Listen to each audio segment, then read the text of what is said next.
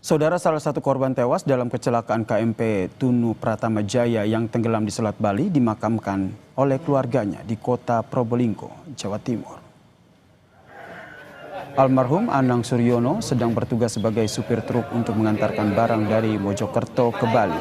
Keluarga mengaku terkejut dengan peristiwa tenggelamnya KMP Tunu Pratama Jaya yang menewaskan ayah mereka.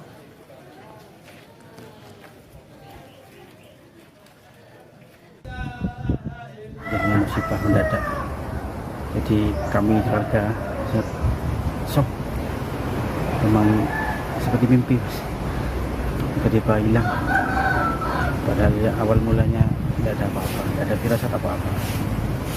Penyayang, sangat-sangat disiplin anak-anaknya, disiplin, penyayang sama ibu, sama anak-anaknya, sama cucunya sangat sayang sekali. Selamat pagi, kapal-kapal yang melintasi jalur pelayaran pelabuhan Gilimanuk Ketapang. Pencarian puluhan korban tenggelamnya KMP Tunu Pratama Jaya di Selat Bali masih terus dilakukan tim SAR.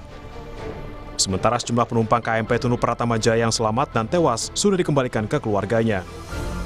Salah satu penumpang, Suyitno, bercerita KMP Tunu Pratama Jaya dalam kondisi yang tidak baik hingga mengalami mesin mati dan tenggelam di Selat Bali. Setelah kapal tenggelam, Suyitno harus bertahan di atas sekoci hingga akhirnya diselamatkan oleh tim SAR. Mesinnya keadaan mesin mati.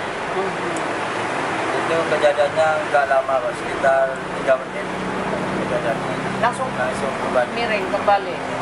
Sampai waktu kejadian itu lagi apa? Saya Dalam mobil? di dalam mobil.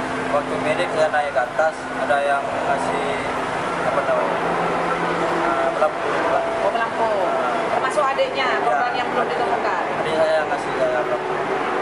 Tapi dikasih ini langsung kapalnya itu langsung kembali. Perahu koci saya. Saya selama di tengah itu 6 jam. Oh, pakai pelampu. Ya. Dari jam berapa itu? Dari jam 12 sampai jam setengah.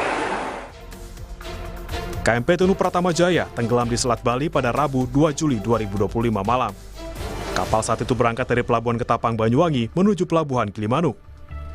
Dalam perjalanan, kapal sempat mengirimkan pesan komunikasi darurat dengan memberi kode merah yang artinya mengalami kebocoran mesin. Tak lama kemudian, kapal mengalami blackout atau mati lampu total hingga terbalik dan tenggelam. Komite Nasional Keselamatan Transportasi akan menginvestigasi penyebab tenggelamnya KMP Tunu Pratama Jaya di Selat Bali. KNKT mulai mengumpulkan video media sosial berikut kelayakan kapal, surat persetujuan berlayar, kondisi cuaca, dan bukti lainnya. Ketika dikeluarkan SPP kan diyakinkan bahwa kapalnya memang dalam kondisi layak secara dokumen maupun secara fisiknya. Terus kemudian awak kapalnya juga dalam kondisi layak untuk melakukan pelayaran. Cuacanya juga memenuhi syarat untuk dilayari dengan jenis kapal itu, bukan kapal yang lain, tapi kapal itu. Nah, kalau semuanya sudah oke lah, terjadi kapalnya tenggelam. Apapun sebabnya kita belum tahu. Tapi ketika kapal tenggelam ini, kan kru kapal dilatih bagaimana melakukan tanggap darurat. Tim SAR masih mencari sejumlah korban tenggelamnya KMP Tunu Pratama Jaya di Selat Bali. Dari data manifest, kapal ini mengangkut 53 orang penumpang dan 12 orang kru kapal. Tim Liputan Kompas TV. Tim SAR mengerahkan kapal negara SAR Permadi untuk bantu pencarian puluhan korban tenggelamnya KMP Tunu Pratama Jaya di Selat Bali. Lalu bagaimana proses pencarian korban yang dilakukan tim SAR? Berikut liputan jurnalis Kompas TV, Dwi Rendra yang tengah berada di kapal SAR untuk ikut melakukan pencarian korban. Saat ini saya berada di kapal negara SAR 2049 Permadi dan saat ini saya bersama tim Basarnas untuk mengikuti evakuasi pencarian korban yang saat ini masih hilang. Dan saat ini saya bersama siapa? Yudi Setiawan. Pak Yudi Setiawan selaku Aku Nakoda. Pak, saat ini hasil evaluasi pencarian dari kemarin dan saat ini seperti apa? Baik, untuk saat ini KN SAR Permadi melaksanakan searching di area sektor yang telah ditentukan oleh tim OSC untuk penyisiran. Penyisiran lokasi yang dilintasi kurang lebih dari dermaga aspal antara 10 sampai 15 nautical mil ke arah selatan. Nah, di arah selatan, yang mana area tersebut difokuskan untuk sektor KN SAR Permadi untuk disisir, untuk dicari pencarian, area pencarian. Bagaimana kondisi ombak di sini, Pak, atau cuaca? Baik, untuk kondisi cuaca saat ini berubah-ubah, bisa agak landai, kadang beberapa saat terus angin kencang disertai dengan ombak. Demikian. Gitu, baik. Pak, bisa dijelaskan nggak, Pak, ini ada alat apa saja dan apa kaitannya dengan proses pencarian evakuasi ini, Pak? Baik, bisa kita jelaskan yang paling sebelah kanan ya, itu ada radar. Radar tersebut kita sebagai pendeteksi benda-benda terapung ya, benda di atas laut, mungkin bisa dijadikan ring jarak antar kapal-kapal gitu yang melintas di sekitar kita. Terus itu ada ECDIS itu bisa untuk plotting atau bisa dijadikan sebagai mapnya atau peta elektronik. Seperti halnya juga GPS juga untuk track kita, pergerakan kita, area-area yang bisa kita tempuh, sektor yang bisa di plotting di tempat-tempat tersebut. Terus alat-alat komunikasi dan komunikasi intern, ada komunikasi secara umum melalui channel-channel marine ya, dan juga melalui HP bisa demikian. Ya, begitulah proses pencarian di hari ketiga bersama kapal negara SAR Permadi. Dan selain itu, posko telah dibuka di Pelabuhan Ketapang dan Gilimanuk, serta petugas gabungan juga terus berkoordinasi tak hanya dengan petugas lainnya, diantaranya lain adalah nelayan dan kapal yang melintas. Semua diharapkan ketika melihat informasi atau ciri-ciri benda yang berada di laut agar segera melapor ke petugas.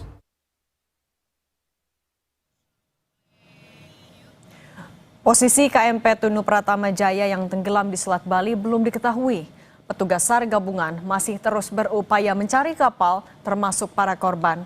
2 perahu karet diterjunkan petugas SAR gabungan ke arah timur dari Selat Bali menuju perairan Pebuahan, Desa Banyubiru, Kabupaten Jembrana.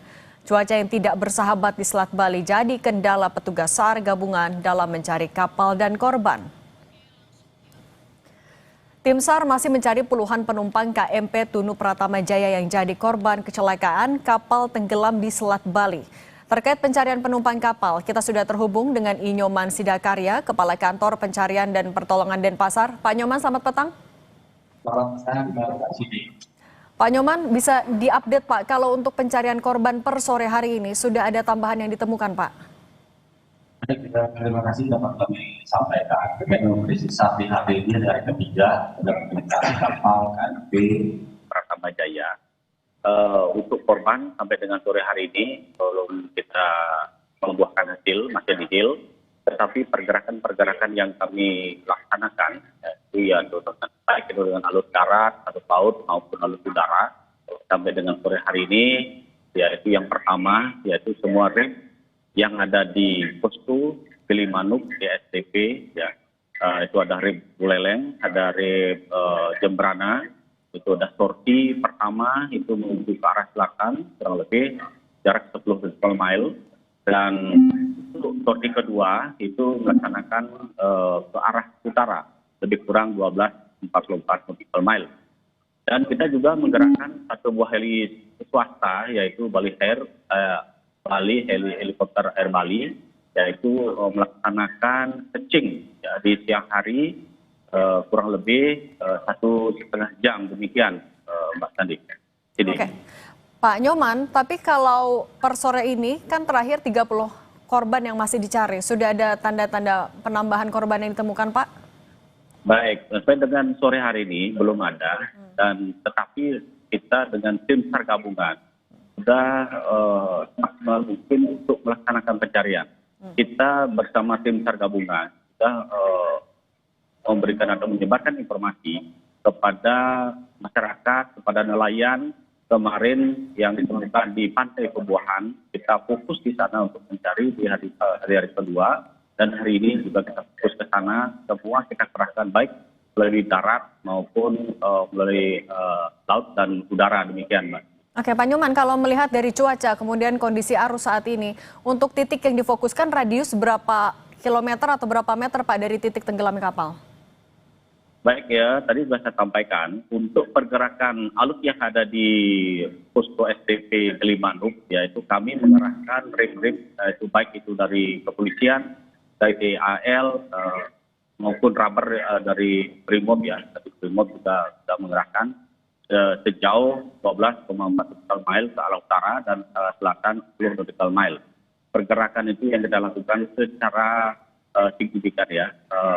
Ada yang pagi, ada yang siang, ada yang sore, demikian.